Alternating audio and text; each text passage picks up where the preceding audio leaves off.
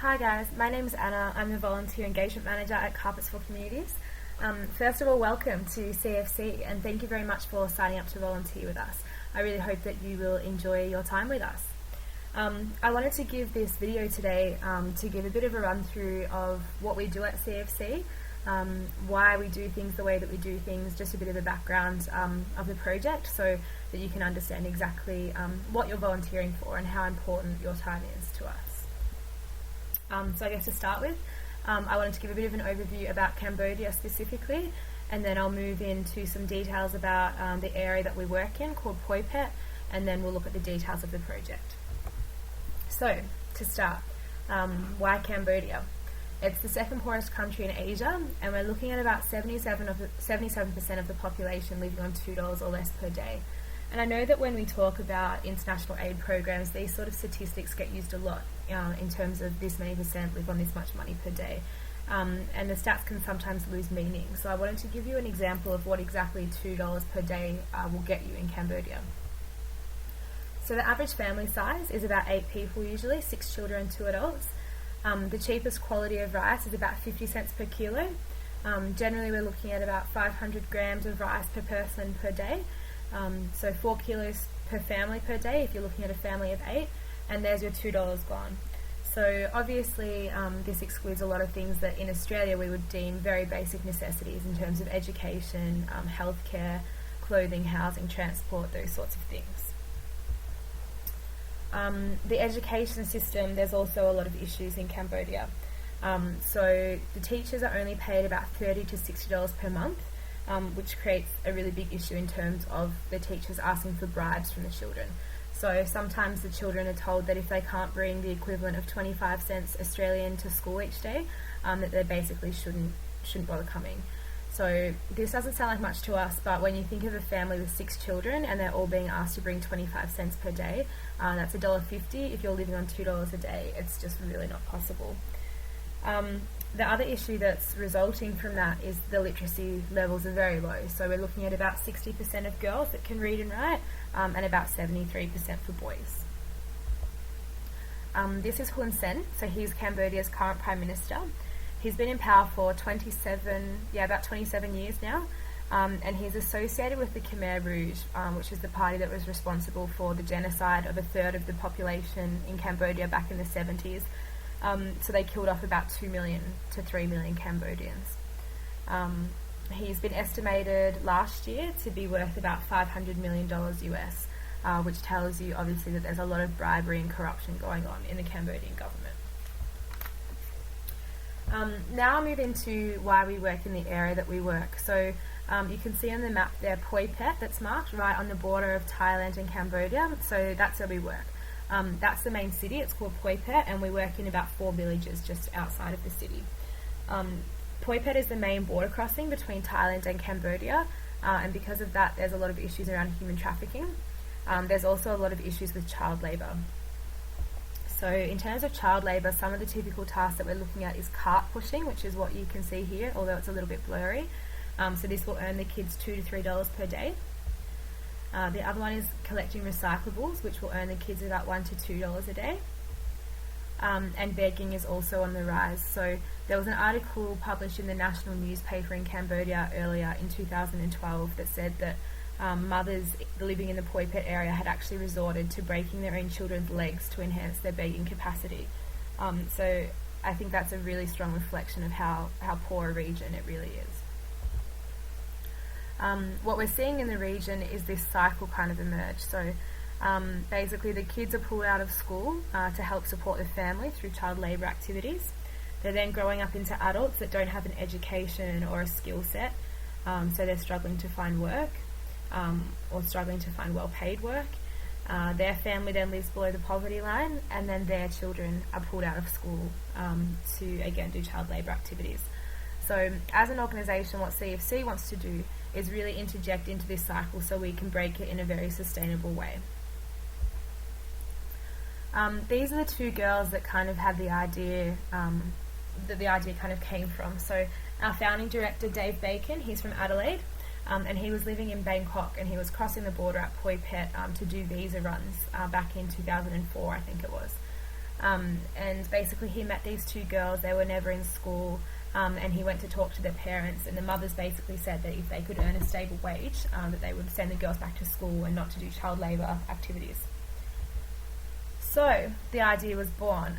Basically the carpets are handmade by the mothers of children who are begging or working in Poi Pet. They're made from rice bags. That's the very base, which you can't see in this photo, but you'll see a little bit later. And the top is just t-shirt offcuts from a local garment factory. So they're completely recycled, so they're eco-friendly, and we're fair trade registered in Australia and New Zealand. You can see the rice bag there. So this is one of our mothers making a rug. We do home-based production at the moment, aligned with the Cambodian cultural value that the mother be the primary caregiver, but we're actually changing this at the moment, so you'll hear more about this, I'm sure, where we're creating a centralised workspace for the mothers, and then also a nursery or a daycare that will accompany that, so that the mothers can still take care of the children while working in the same vicinity as each other. The key criteria that we give the mothers to remain in the project is that their children have to be maintaining an 80% attendance rate at school. So this sounds quite low in Australia because that would be 1 day per week that the kids don't go to school, but there's a lot of factors in Cambodia that can affect a child's attendance. So things like having a fever or being sick with another illness. In monsoon season, it's very difficult for the kids to get to school because there's no sealed roads in the area. And we did get some reports from a couple of girls that they were being followed to school, so they didn't want to go to school as well. So there's a lot of different factors that can affect it. After a year in production, we transition the mothers into a small business. So the reason we do this is because we want the families to be independent of CFC. We want them to be empowered to really take control of their own life. So we work with the mothers to develop a business proposal. We give them some financial training and some business training, and then we give them a small interest-free loan of up to $350 to invest in capital for their business. They can then take a second loan later on if they would like to inject more capital into their business as well. The reason that we work through the mothers with the small business is because the research shows that when the income is coming to the household via the mother, that 90% of it is reinvested into the household for things like nutritious food or healthcare or education costs and that sort of thing. Whereas when it comes in through the father, only 30 to 40% of that income is being reinvested into the household. Since the beginning of the project, we've had quite strong success. So we're currently working with 34 mothers, and they're all transitioned into their small businesses.